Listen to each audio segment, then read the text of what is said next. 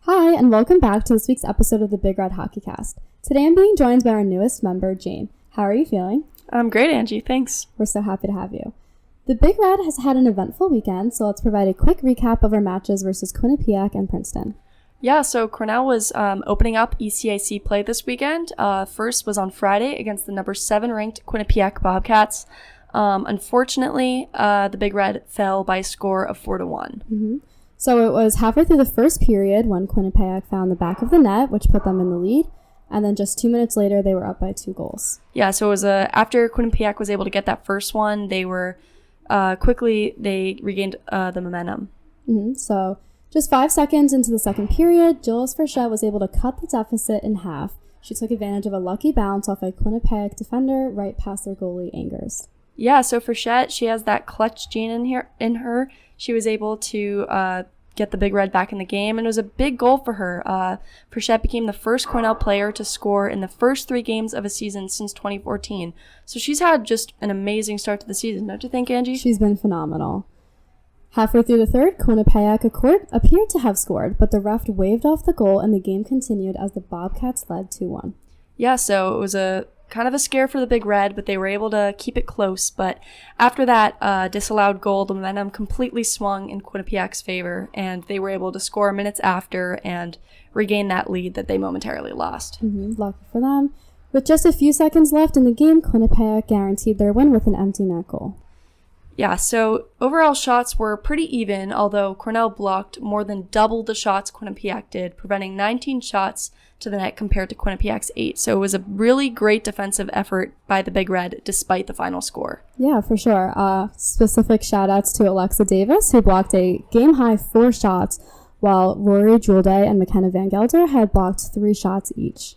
A more dominant part of the game took place in the face-off circle, where the Bobcats posted a 40-21 advantage in draws. So I don't know about you, Angie, but I think this was the main problem for the Big Red in this game. They weren't able to get possession off those face-offs, and that didn't really bode well for them. Yeah, I agree, and I want to argue that it definitely was not Deanna Fraser. She was strong in net for Cornell in the second period. She stopped all of 11 Quinnipiac shots and only let in 3 goals on 20 total shots in the game. Yeah, she was great. And the Big Red, they didn't have much time to dwell on this loss because they had to take on their first Ivy League matchup the next day at Princeton. They pulled out a great comeback win against Princeton the following day, winning 3-1. Yeah, and 2 of these goals were scored by freshman McKenna Van Gelder, which were the first of her collegiate career, so it was a great way to open up her season. Yeah, I love the play in which she scores her first goal. We see Lily Delianitas make a shot attempt on the power play, stopped by Olnwich in net for Princeton, right before Van Gelder finds a loose puck to score the first of her career and the game. And then with just a minute left in the second period, Princeton tied the game. So unfortunate to go into the intermission like that. Mm-hmm. I love the second goal as well. Rory Julday goes down for a minute, providing a 2-on-1 opportunity for Van Gelder, but she decides to take a wrist shot from the left face-off circle. Yeah, and that was a great shot. The snipe hit the top corner of the net, and she puts Cornell ahead by 1 goal. Izzy Daniels scores the empty net goal with 48 seconds left to give Cornell the 3-1 victory. Yeah, it was a great all-around effort by the Big Red. Obviously, offensively, big name was Van Gelder, but also in net, Deanna Fraser stopped a season-high 33 shots in the victory, so she was able to stand tall and rebound from the game prior. As usual, she's been great for the Big Red, and for Princeton, Jennifer Olnwich had a 25-save performance. Yeah, so overall, it was a great game. Big Red rebounded from their first loss on Friday against Quinnipiac, and overall I just think it was a great performance. Yeah, always great to see the excitement build against another Ivy League team, and we were able to watch the Big Red pull out a win this time. For sure. Hello, Alyssa. Thank you so much for joining us. How are you? Good. Thank you for having me. Great. We're so excited. So to quickly throw it back to the Mercyhurst series, you registered not only your first collegiate point goal, but you scored a hat trick. So congratulations. And you were also named co-rookie of the week, winning your first ECAC award. So how did you and the team celebrate? Well, first of all, thank you. It was a great experience, nerves in the first weekend of the year, but it was a lot of fun to play those first 2 games. It was honestly a really great weekend. A lot of alumni were back in town, so they came after the game and waited for us in the hallway outside the change room, and we got to talk to them and kind of catch up with them, ask them questions about their experience here. They also got to see like the new training room, and we got to show them around because they didn't get to have that when they played here. So it was a lot of fun to be able to share this experience with them around too. Yeah, that's great. Must be nice to celebrate that, especially with these alumni and everything. So yeah. I know there's a lot of them actually that play at like higher levels as well. So a lot of us look up to them and want to play at whatever level they're playing at right now too. So it's fun to be able to share that experience with them. Yeah, that's great. That's awesome. And to relate to that, this past week, McKenna Van Gelder also broke out, fellow freshman, scoring her first 2 collegiate goals. Kind of similarly, were there any like celebrations done with her considering that you're roommates? Not too much. On the bus, we were excited for her, and I sat with her on the bus ride, so I was kind of like all over her, and as a friend would be like playing with her. But after the game, we were just happy and cheerful. We sang a couple songs, did a couple dances as a team, but yeah, we just celebrated in the moment and enjoyed the bus ride back together. That's great. Yeah. So was it comforting entering college knowing a few of the other freshmen, including Van Gelder and, a few people that you were able to have, that you were able to know when you came to Cornell? Yeah, no, it was really nice. I didn't know any of these girls were committing when I committed. But once I figured out McKenna committed, I was like, wow, like this is really cool. I've known her since I was like 8 or 10 years old, so we've been playing hockey with each other for like the last 8 years. So knowing that I was going to be able to come here and play another 4 with her was really exciting, along with 2 other freshmen who joined my team back at home the last 2 years, and I've got to get to know them well as well.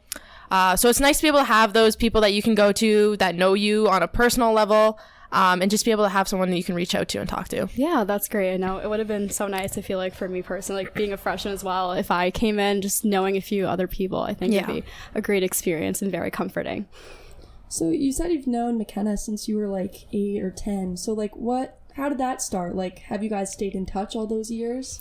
Yeah, so when we both first started playing hockey, we don't live in the same city, but we live in neighboring cities, so we played against each other a lot. So then when the season ended, I actually went and tried out for her team and ended up making the team. And since then, we've played on the same team every year for the last 10 years. So being able to play with a player like her, she's really skilled and a great person. So it's just been fun to play with her over the last couple of years. Yeah, that's great. So in this past June, you won a gold medal at the World U18 Championships with Canada. So what was that whole experience like? Oh, it was unbelievable. Like, as many people know, the tournament was canceled in December. Mm-hmm. So we were all like disappointed, and we're trying to figure out a way which we can have it again. So people were trying to push for another tournament. So lucky enough, we had it in June. But it was a long process. They brought us all back out to try out again. And but in the end, it was so much fun. I'm so glad I got to experience it. We got to go on bus rides and plane rides together as a team. I got to meet so many people I didn't even know. I made friendships that I still have now. But overall, just a really fun experience. Yeah, it seems like it was well worth the wait. Yes.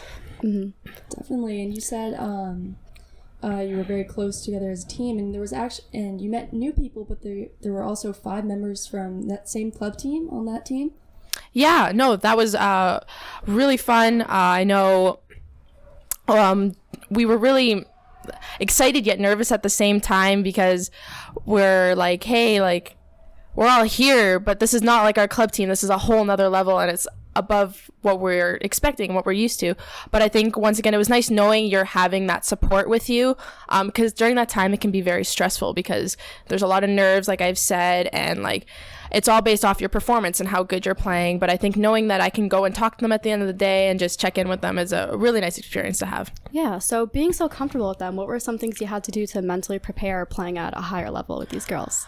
Definitely knowing that, hey, like, my club team, I may be one of the better players, but here that's not the expectation. I'm here because I'm good in my certain area, and I might not be as good as other girls in certain areas, but just being able to show my strengths and being able to play my game, and just being a good person all around is what's important, and not trying to be someone who I'm not. Yeah, great. That sounds like an amazing experience. Yeah. Similarly, like, did you find yourself having to make any adjustments with your play, like transitioning to the college level?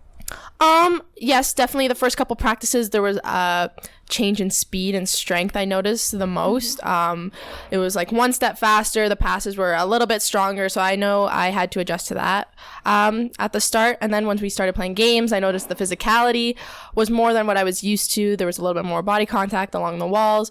But I think overall, it wasn't major changes, just small changes here and there that I needed to make to my game, which was nice to experience. Yeah, okay. So to go back to the game versus Quinnipiac on Friday, your coach noticed that he thought the team came out a little bit anxious, but in the next game, you guys came out and had a really great redemption win. So what do you think the team was able to change in between the two games, especially coming off a loss, to find some more confidence and pull out another win?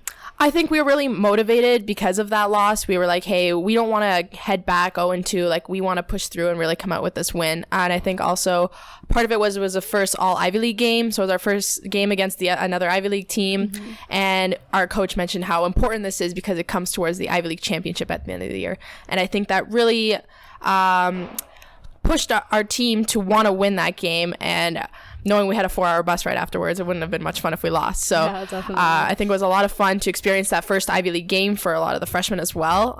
So overall, I just think the want to win, because we didn't want another loss after that long road trip. Yeah, definitely. Okay. Yeah.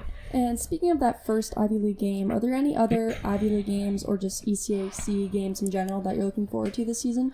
Well, I know Colgate's always a big rivalry because they're not too far away, so I'm definitely looking forward to playing them, especially because of how high ranked they are too. So I think it'll be a really competitive game when we play against them.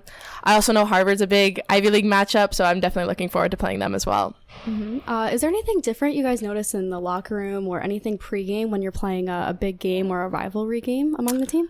I don't know. I've only played 4 games, but I have not noticed too many differences. I know some people obviously are a little bit more serious and like to kind of stay in their own zone, and some people are a little bit more fun and they like to goof around a little bit. So I just try to recognize who fits what category, just so I don't take someone else out of their comfort zone before games. Definitely. Mm-hmm. And speaking of that pregame, do you have any like superstitions or anything before games? I don't have really many superstitions. I obviously like to maybe like follow a routine. Like I like to listen to certain songs. I like to tape my stick before games. I'm a big keep up girl, so I definitely like to join the keep up circle before games, but I'm not too particular in like big superstitions, no. Yeah. It seems like the pregame meals come up a lot when we do these interviews. Do you have a favorite one, or in general, are you a big fan of the food they give you? Oh, I've liked the food so far. I was kind of hesitant at first. I was like, I don't know what to expect, but I've really liked it so far. But at home, I'd have a salmon meal. I'd have salmon, rice, and broccoli before games. That was kind of my thing. Oh, great. But I'm pretty flexible when it comes to food. That's good, yeah. Awesome. All right, cool. Thank you so much, Alyssa, for your time in the sin bin.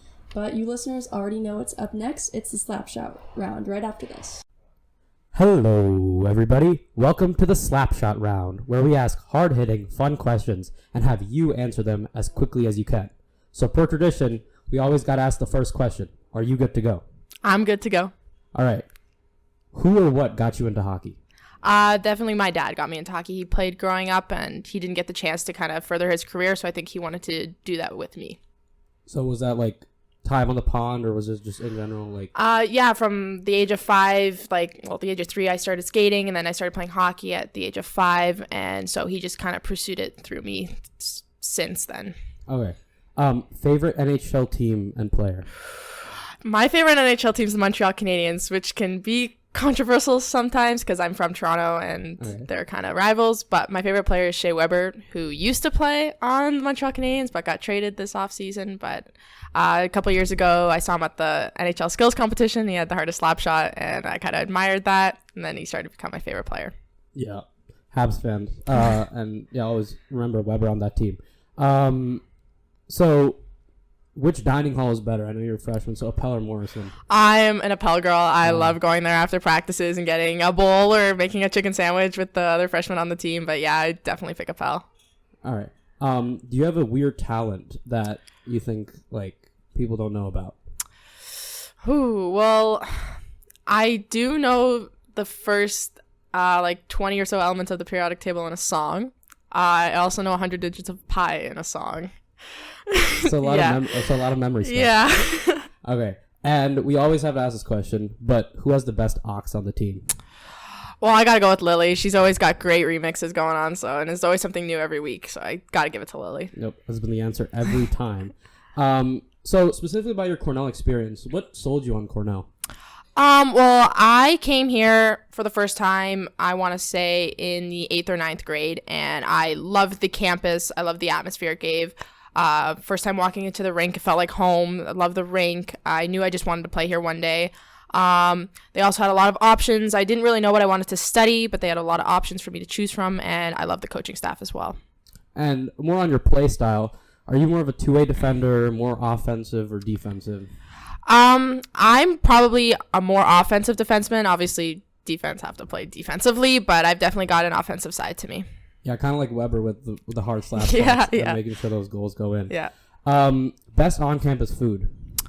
Ooh, like any food? Any food. Well, personally, I like sandwiches, so Max is definitely a good place. I usually go there once a week, so I definitely say Max. And which teammate has the best sense of humor? Oh, I gotta either say Deanna or Abby on that one. Okay. And is there a funny nickname that you think someone has on the team, or funny nickname? Gracie Dwyer has a funny one. We call her Darby.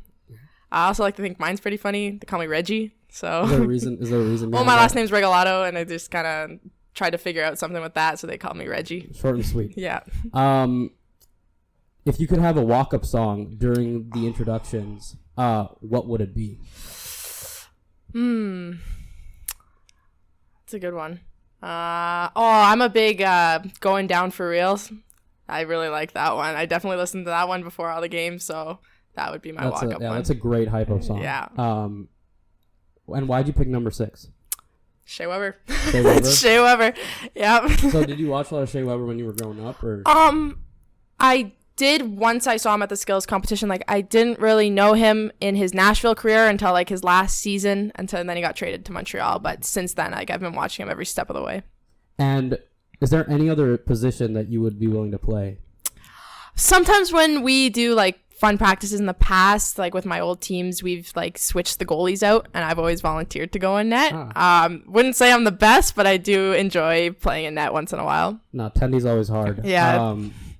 And you don't have the fun of like skating on the ice, but I guess making those big saves. Yeah, yeah, it is. And are you a fan of camping trips? Oh yeah, I love camping. But personally, like growing up, I did a lot of like they say glamping, so I was in like a trailer. But I love like the outdoors and the fires and at night and roasting marshmallows. It's a lot of fun. Yeah, it's a great experience overall. And do you have a player on an opposing team that you're actually friends with off the ice?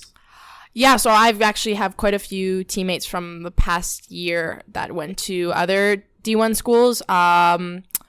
Probably there's a girl on Providence College who was an assistant captain with me on our team for the last year, but I've played with her for the past 3 years, and we're definitely close. So how's that experience when you play against each other now? Well, I don't think we play against each other, but it's definitely fun to just catch up and see how things are going from her perspective, going to a different school in a different league, and just seeing what the difference is between the two schools.